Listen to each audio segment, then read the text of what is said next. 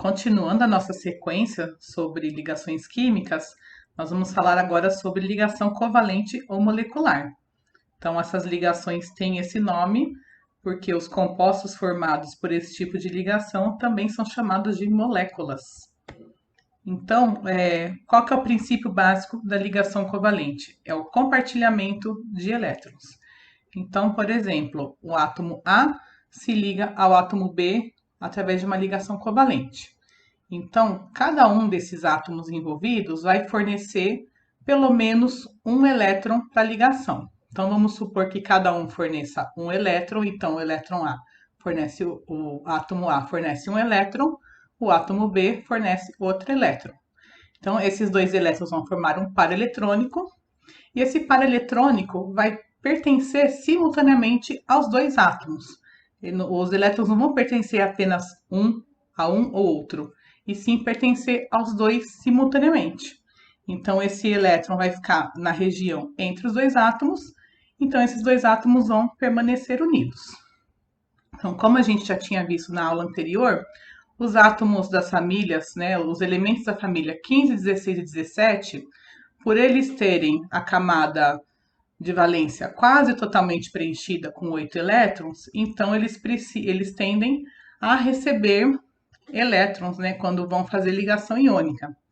E esses mesmos elementos também têm a tendência em fazer ligações covalentes, né, através do compartilhamento de elétrons. Nós vamos ver alguns exemplos daqui a pouquinho. Outros elementos que também formam ligações covalentes são o hidrogênio, porque ele fica com a sua camada eletrônica completa com 2 elétrons, então ele também tende a formar ligação covalente. E os elementos da família 14, né, que são carbono, silício, germânio, como eles têm 4 elétrons na camada de valência, eles tendem a compartilhar elétrons, né? Como a gente já tinha visto, eles não tendem a formar ligação iônica, tá? Porque isso energeticamente é desfavorável. Antes de dar exemplos de compostos formados por ligações covalentes, eu gostaria de comentar um pouquinho sobre as propriedades físicas deles, tá? Vou comparar sempre com os compostos iônicos e os metais. Olha só, a gente viu que os metais e compostos iônicos formam aquele retículo cristalino. E aquele retículo cristalino dá uma estabilidade grande, né, para essa estrutura. E ele exige uma energia muito grande para ser rompido, para ser desfeito. Então, metais e compostos iônicos tendem a ter pontos de fusão e ebulição mais altos do que se comparado com compostos covalentes. Tá? Então, compostos covalentes, em comparação, têm um ponto de fusão e ebulição mais baixo. E isso acaba se refletindo no estado físico desses compostos. Então, vamos pensar, se os metais e compostos iônicos têm o ponto de ebulição e de fusão muito altos, então a tendência é que esses materiais sejam sólidos à temperatura ambiente. A única exceção é o mercúrio, que é um metal que é líquido à temperatura ambiente. Então, os compostos covalentes, como tem pontos de fusão e ebulição mais baixos, eles estão presentes, né, na natureza, à temperatura ambiente, nos 3 estados físicos da matéria: sólido, líquido e gasoso. Aí, o que vai determinar o estado físico de um determinado material é o tamanho de sua molécula, porque quanto mais pesada, maior é o seu ponto de fusão e ebulição, e também o tipo de interação que existe entre as moléculas, né? Se as moléculas têm uma interação muito forte entre eles, o ponto de fusão e ebulição tende a ser maior, mas isso vai ficar para uma próxima aula. Outra propriedade interessante dos compostos covalentes é que eles não conduzem eletricidade na forma pura, porque lembra que para conduzir eletricidade são necessárias cargas livres, né? Seja elétrons lá do mar de elétrons dos metais, seja os próprios íons dos compostos iônicos. Então, como os compostos covalentes não têm cargas livres, eles não conduzem eletricidade na forma pura, tá? Eu vou falar daqui a pouquinho mais sobre essa propriedade, tá? mas também os compostos covalentes, né, além de todas essas propriedades que eu falei, eles também apresentam baixa condutividade térmica e baixa dureza, tá? Isso devido à ausência do retículo cristalino. Então, como os compostos covalentes são formados por moléculas menores e têm mais liberdade de movimento, então a energia térmica ela não é repassada de uma molécula para outra de uma maneira tão eficiente, igual ocorre nos metais, por exemplo. E a baixa dureza também ocorre devido à falta do retículo cristalino, né, já que as moléculas são mais maleáveis, elas deslizam com mais facilidade umas sobre as outras. Então, só falando mais um pouquinho sobre a condutividade elétrica dos compostos covalentes, então, em qualquer estado físico, seja sólido, líquido ou gasoso, são isolantes térmicos. Isolante é o oposto de condutor. Então, vamos pegar, por exemplo, aqui a sacarose, que é o açúcar de cana. Quando ele está no estado sólido, ele não conduz eletricidade. Quando ele é dissolvido em água, ele mantém a sua estrutura. Ele não forma íons, tá? Ele não gera íons em solução, igual acontece com os compostos iônicos, por exemplo, tá? Eles não sofrem dissociação iônica. Então, uma solução aquosa de sacarose, de açúcar, não vai conduzir corrente elétrica, simplesmente pelo fato de não haver íons livres ou elétrons livres na solução. A exceção são os ácidos, tá? Porque os ácidos sofrem um processo chamado de ionização, que é diferente de dissociação iônica. Já vou explicar a diferença entre os dois.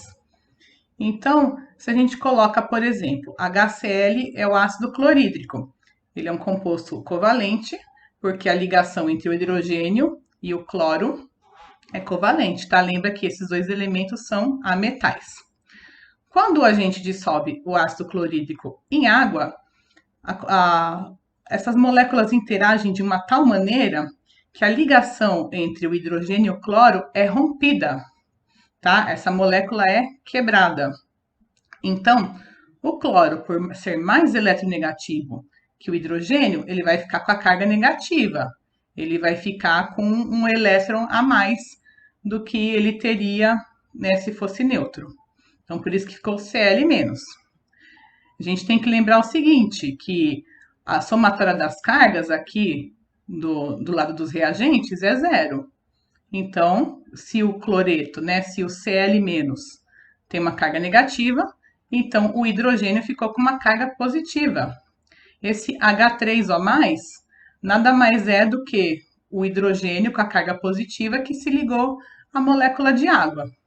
Uma outra maneira de representar essa dissociação, essa ionização, é dessa maneira. A gente coloca a água em cima da seta, né, representando como se ela fosse um solvente mesmo. Então, HCl forma H+, e Cl-. Então, a somatória das cargas é zero, tá? O cloro ficou com excesso de elétrons e o hidrogênio ficou com elétrons a menos, por isso que ele ficou com carga positiva. Então, qual que é a diferença de ionização e dissociação iônica? Tá? A ionização acontece com compostos covalentes, tá? E essas ligações covalentes são quebradas e são gerados os íons no momento em que o composto se dissolve na água. Quando a gente tem um composto iônico, o próprio nome já diz, esse composto iônico é formado por íons. Mesmo no estado sólido, mesmo quando esse composto está puro, os íons já existiam antes de serem misturados com a água.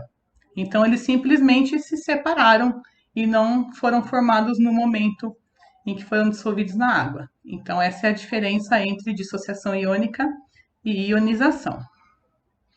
Tá? Existem algumas maneiras de representar fórmulas de compostos covalentes. Tá? Primeiramente, fórmula molecular indica quantos átomos de cada elemento formam a molécula. Então, por exemplo, o gás cloro é formado por duas moléculas, por dois átomos do elemento cloro. O gás oxigênio é formado por 2 átomos do elemento oxigênio. A água é formada por 2 átomos de hidrogênio e 1 átomo de oxigênio, tá? E assim por diante. Então, quando a gente representa a fórmula molecular, a gente está indicando, né, apenas quantos átomos de cada elemento tem na molécula. A gente não está indicando que tipo de ligação que esses átomos fazem entre si, a gente não tá sendo indicada como que esses átomos se organizam no espaço, tá? Simplesmente a composição química. A fórmula eletrônica, que também é chamada de fórmula de Lewis, mostra os elétrons da camada de valência de cada átomo e a formação dos pares eletrônicos. Vou dar exemplos já. Então, a fórmula de Lewis, ela já dá um indicativo da estrutura dessa molécula. Tá? Ela já dá mais informações do que a fórmula molecular. E a fórmula estrutural plana, ela é uma representação que também mostra a estrutura da molécula, né? Daí vem o nome, mas ela é uma maneira um pouco mais simplificada que a fórmula eletrônica de se representar. Então, eu vou dar alguns exemplos para vocês sobre isso daqui. Olha só, exemplo de fórmula eletrônica. Então, aqui eu coloquei gás cloro, gás oxigênio, gás nitrogênio. Vamos lá, como que a gente determina uma fórmula eletrônica? Bom, primeiramente a gente tem que saber, para determinar a fórmula eletrônica, a gente tem que saber qual que é a fórmula molecular, né? Quantos átomos de cada elemento tem na estrutura da molécula, tá? Então, eu sei que o gás cloro é formado por 2 átomos de cloro. Então, eu vou colocar aqui um do lado do outro, tá? Eu sei também que o elemento cloro tem 7 elétrons na camada de valência, tá? É só olhar a posição dele na tabela periódica, ele está lá na família 17. Então, olha só, cada bolinha dessa representa um elétron. Então, aqui tem 2, 4, 6, 7 elétrons, tá? Esse cloro também, 7 elétrons na camada de valência.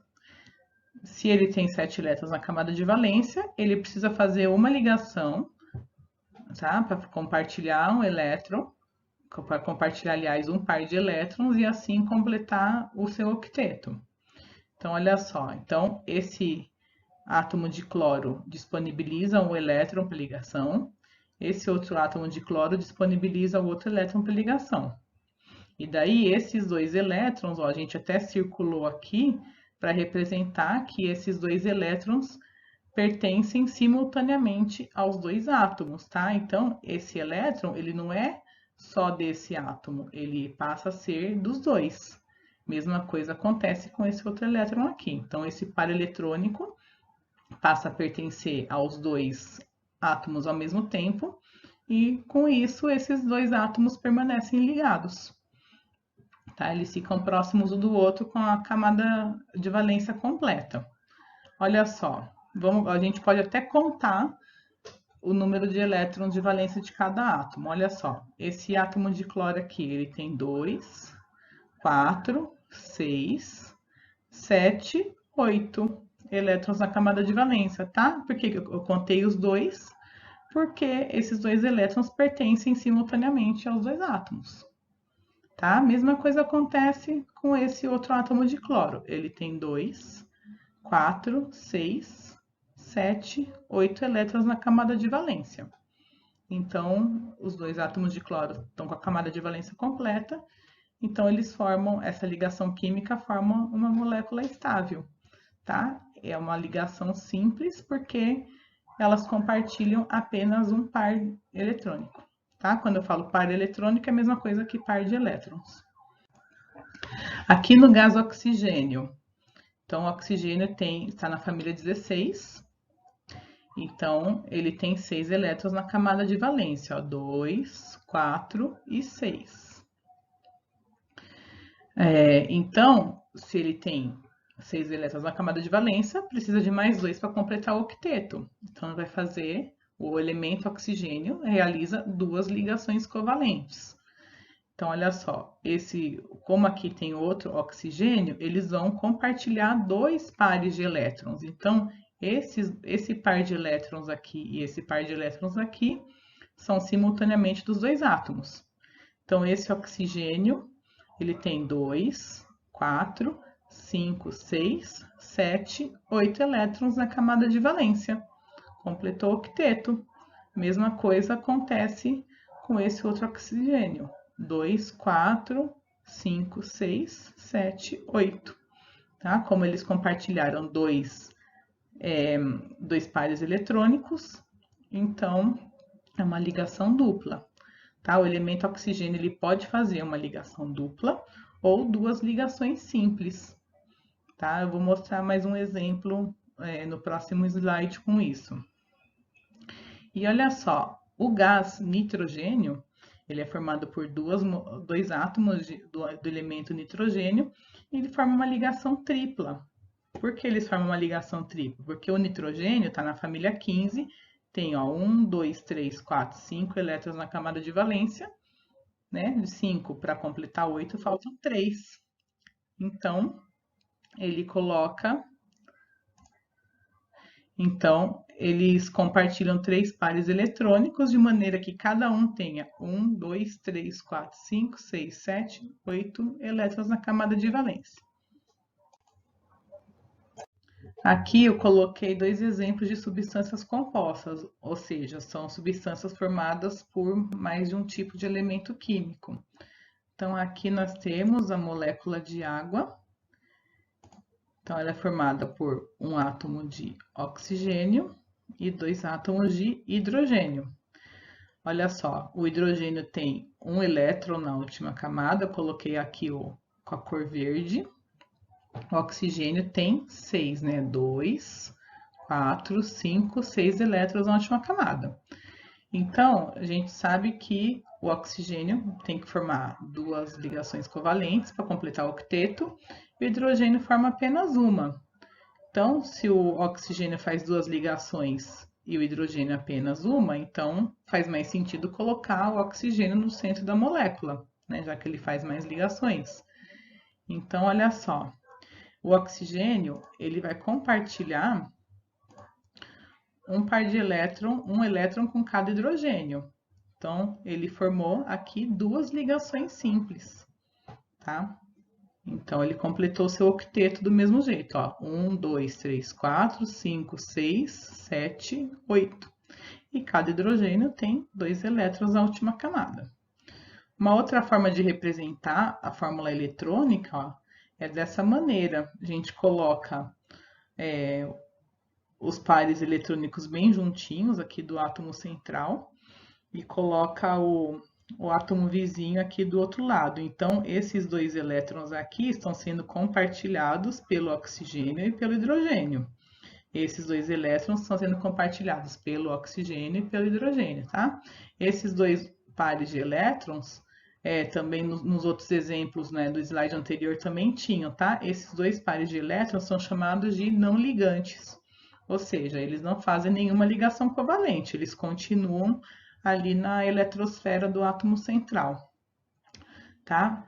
O segundo exemplo aqui, ó, é o gás metano, CH4. Então, um carbono, 4 hidrogênios. O carbono tem 4 elétrons na camada de valência, está representado aqui pela cor azul. Então, se ele tem 4 elétrons na camada de valência, ele precisa fazer 4 ligações covalentes para completar 8 elétrons, tá? Então, ele vai fazer ligações com 4 hidrogênios, porque o hidrogênio só consegue fazer uma, tá? De novo, quem faz mais ligações fica no centro da molécula, quem faz menos ligações fica na extremidade da molécula, tá? Então, uma outra maneira de representar o gás metano, aqui, ó. Então, coloca o carbono no centro, os 4 pares de elétrons e os hidrogênios em volta, tá? Então, cada par eletrônico é compartilhado entre o carbono e um hidrogênio.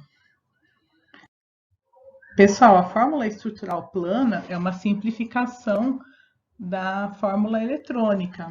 Então, na fórmula eletrônica, a gente colocava todos os pares de elétrons ligantes e não ligantes. Na fórmula estrutural plana, a gente não coloca os pares não ligantes, então lembra que na estrutura do gás cloro, ó, tinha mais 3 pares de elétrons não ligantes em cada cloro. Então, na fórmula estrutural plana, a gente não coloca eles, tá? A gente oculta. E cada ligação covalente vai virar um tracinho. É uma forma mais simples de representar. Olha lá no oxigênio, lembra que o oxigênio tinha 2 pares de elétrons não ligante? Aqui, 2 pares de elétrons não ligante aqui. A gente não coloca e representa a ligação dupla com 2 tracinhos.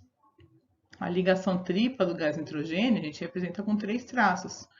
Então, essa é uma maneira mais simplificada, né, mais limpa, digamos assim, de se representar compostos covalentes.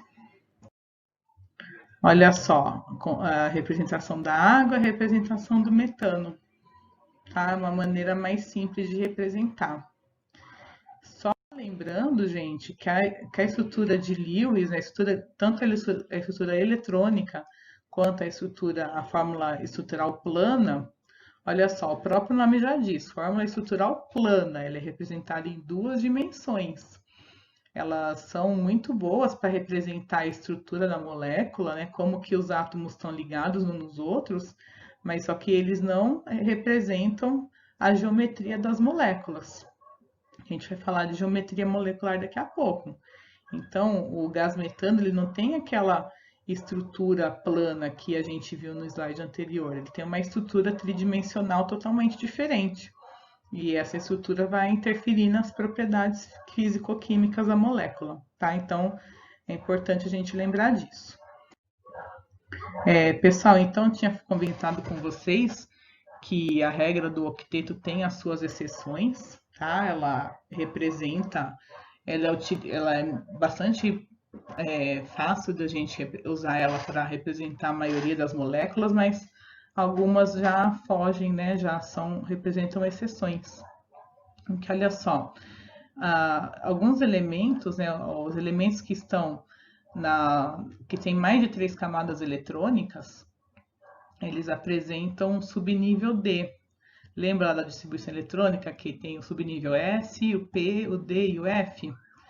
Então, elementos que estão a partir do terceiro período da tabela periódica, da terceira linha horizontal para baixo, esses elementos têm o subnível D. Por ter o subnível D, eles conseguem acomodar um número maior de elétrons do que aquele previsto na regra do octeto. Então, eles podem formar um número maior de ligações do que o necessário para completar 8 elétrons.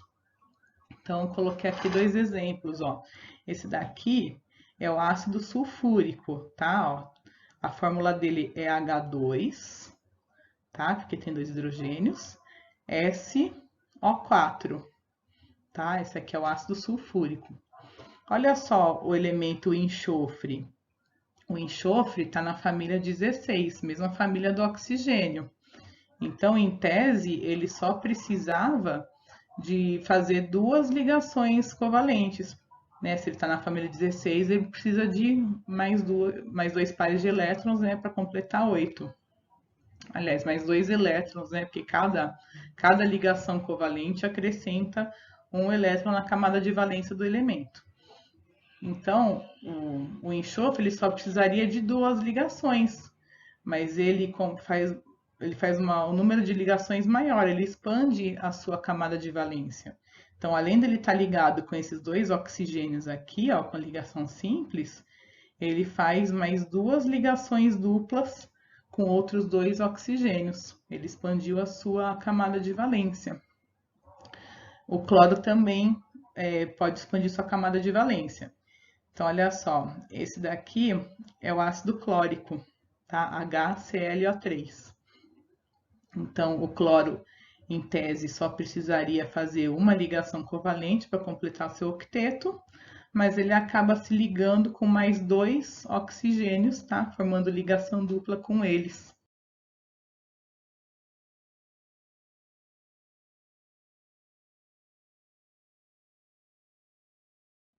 Só outras exceções à regra do octeto, olha só, tetrafluoreto de enxofre.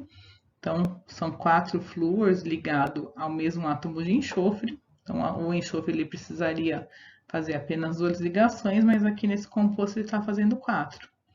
Aqui embaixo, pentacloreto de fósforo. Então, o fósforo ligado a 5 cloros, né? Fazendo 5 ligações. Quando, na verdade, o fósforo, o mínimo que ele precisaria fazer são 3, né? Porque ele está na família 15. Aqui, olha só, um composto raríssimo, composto de xenônio. Xenônio é um gás nobre. Gases nobres geralmente não formam compostos, porque ele já tem um octeto é, completo na forma de átomo isolado, tá?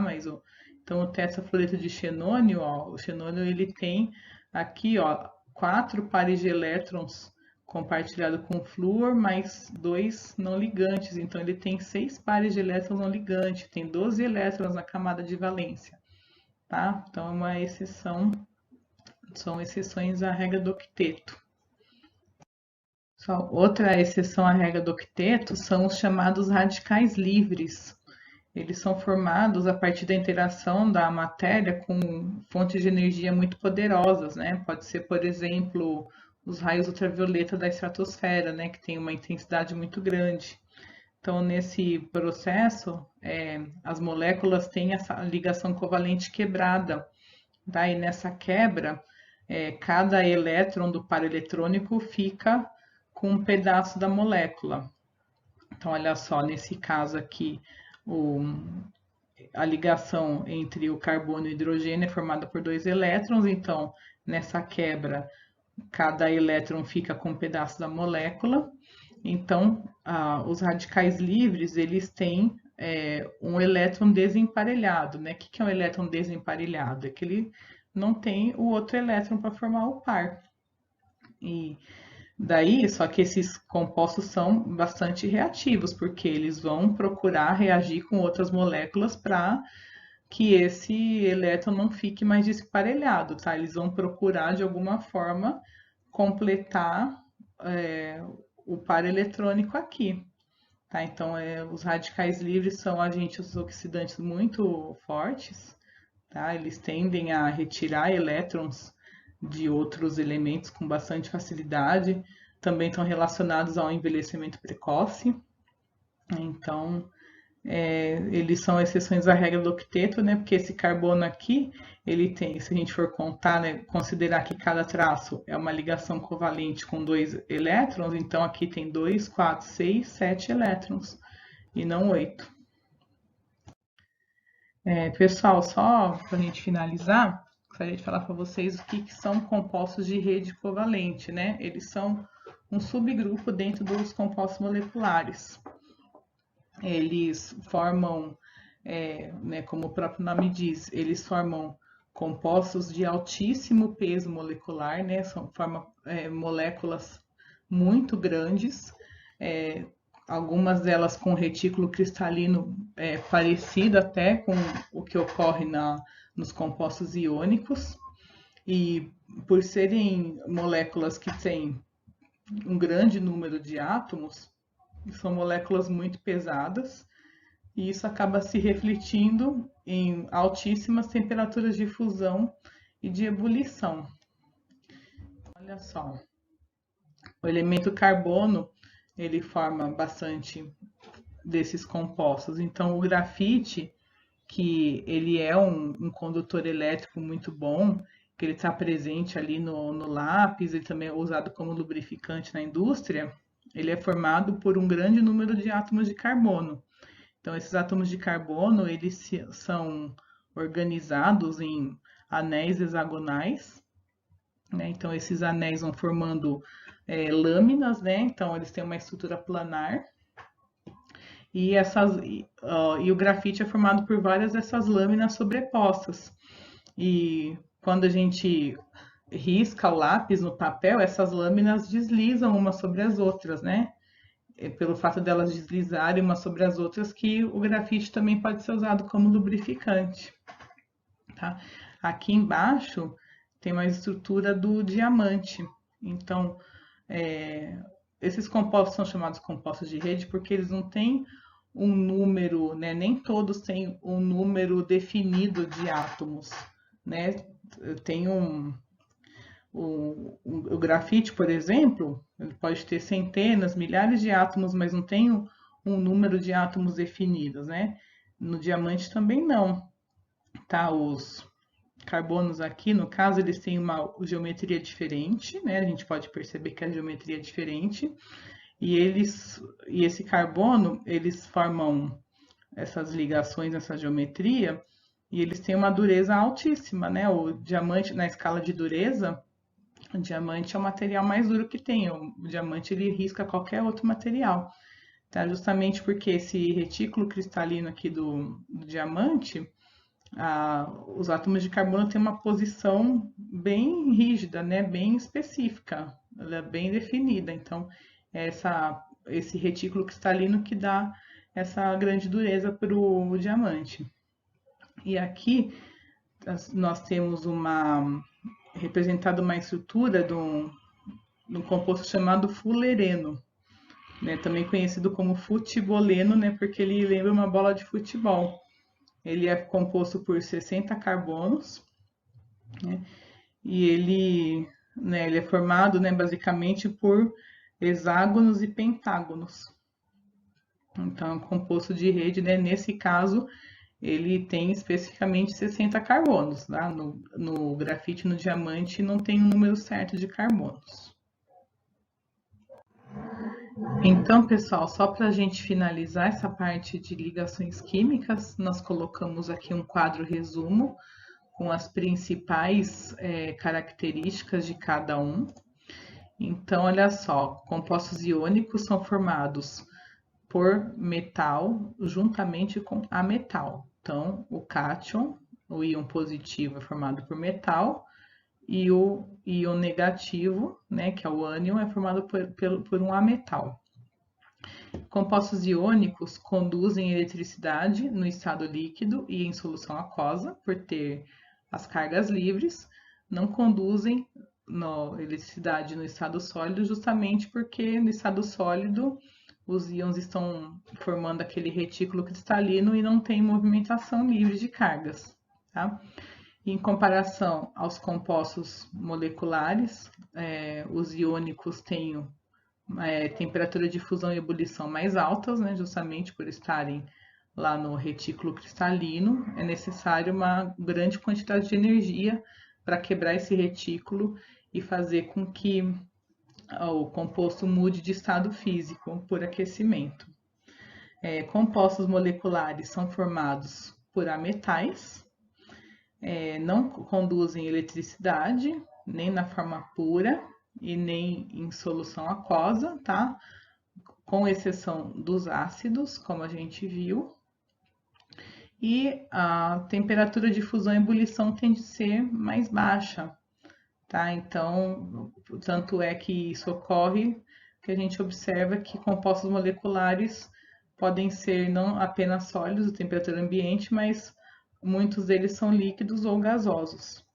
E compostos metálicos, né, como o próprio nome diz, são formados por metais, conduzem eletricidade no estado sólido e no estado líquido, justamente pela presença daquele mar de elétrons livres, tá? Então, o mar de elétrons livres faz com que os elétrons possam fluir livremente pela estrutura e assim conduzir corrente elétrica. E os compostos metálicos, também por serem formados por aquele retículo cristalino, têm temperaturas de fusão e ebulição bastante altas, né? E todos os metais, com exceção do mercúrio, que é líquido, né? Todos eles são sólidos a temperatura ambiente, tá? E isso é um reflexo do alto ponto de fusão e de ebulição. Pessoal, então, por enquanto é isso. Eu espero que vocês tenham gostado da aula.